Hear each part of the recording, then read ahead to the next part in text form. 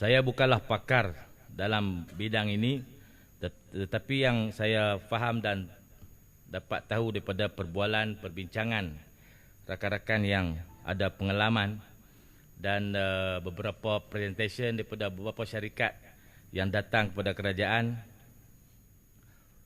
untuk menunjukkan kaedah yang terkini digunakan dalam pengeluaran REE. Ia tidak melibatkan perlombongan terbuka, tidak ada excavator yang digunakan, ia tidak akan meratakan bukit, tidak akan menebang pokok-pokok. Cara ringkasnya, perlombongan ini hanya memasukkan pipe-pipe untuk cairkan REE dan REE ini akan mengalir keluar mengikut daya tarikan graviti. Pokok-pokok akan tetap hidup, bukit-bukit tetap gagah berdiri. Ada juga pihak-pihak tertentu yang sinis kepada usaha untuk menghasilkan mengelombong REE, di mana mereka telah menggelarkan Kedah ni sebagai Wakanda. Wakanda.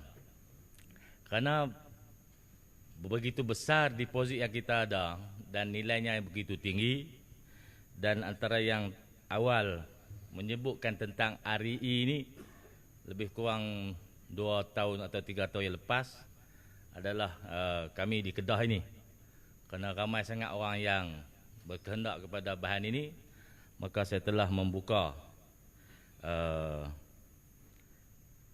sedikit lembaran yang sedang dibincangkan di peringkat negara yang menjadi rebutan kepada industri. Saya merakamkan setinggi-tinggi penghargaan kepada MBI, Jangka Bakat Mineral Sdn Bhd dan Xiamen Tungsten kerana telah bersetuju bekerjasama untuk menjayakan usaha perlombongan REE di beberapa lokasi yang akan ditentukan kemudian, khususnya tanah-tanah yang diberi hak kepada MBI untuk dibangunkan.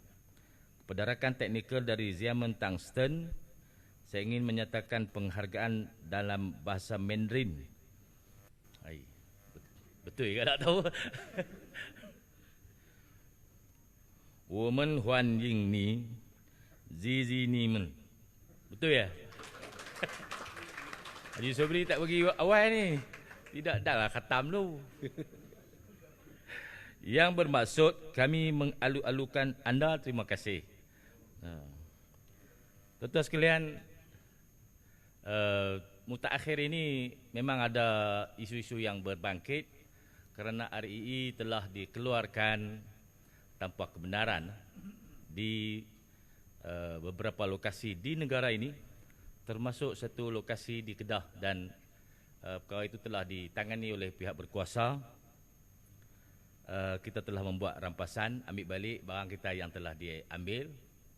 Pihak pejabat tanah dan galian akan membuka tender dalam proses pelupusan bahan rampasan itu. Tuan-tuan yang berminat untuk membeli rampasan itu, hari itu ada berapa puluh tan saya tak tahulah, boleh melawat bahan itu hari ini dan memasukkanlah dokumen-dokumen dan bayaran yang ditetapkan oleh pihak PTG. Ada ramai sangat orang berminat. Dan saya pun dapat banyak maklumat di media sosial kerana banyak orang alim tentang REE sekarang ni. Dia kata nilai dia berbilion-bilion, Sanusi pun dah dapat 1 bilion. Kan no? Kerja-kerja tu Sanusi yang buat. Saya tak tahu apa satu pun. Jadi saya mintalah pihak-pihak yang begitu fasih lah, faqih dalam REE dan nilainya, boleh turut terlibat dalam pembidaan bahan-bahan yang telah dirampas itu. Dan ada orang sedang membuat roadshow sekarang ini bahawa kita telah menyembunyikan begitu banyak REE, nilai-nilainya. Mereka pembuh harga lah, 1 gram berapa ribu, 7,000, 8,000. Jadi oleh kerana pada pandangan mereka REE ini sangat-sangat mahal, Jadi saya alu-alukanlah untuk mereka pergi belilah, masuklah dalam proses bidaan yang akan dibuat oleh PTG, kerana harga reserve untuk berapa puluh tan tu baru 2.6 juta saja. Kalau ikut harga hak mereka buh tu, mereka boleh untung lebih daripada 4 bilion kot kalau mereka pergi beli barang tu. Jadi, pandai sangat ceramah kan, no? Alah pergi beli. Apa tu hampa pergi jual. Tengok dapat banyak mana. Kita ambil inisiatif di pihak kerajaan negeri untuk membangunkan sistem kita sendiri. Untuk memastikan perkara-perkara yang menjadi minat para pemain industri ini dapat mematuhi undang-undang dan peraturan perlombongan bagi setiap negeri, dan semua hasil yang dikeluarkan daripada bumi Kedah ini tidak terlepas begitu saja walaupun satu sen.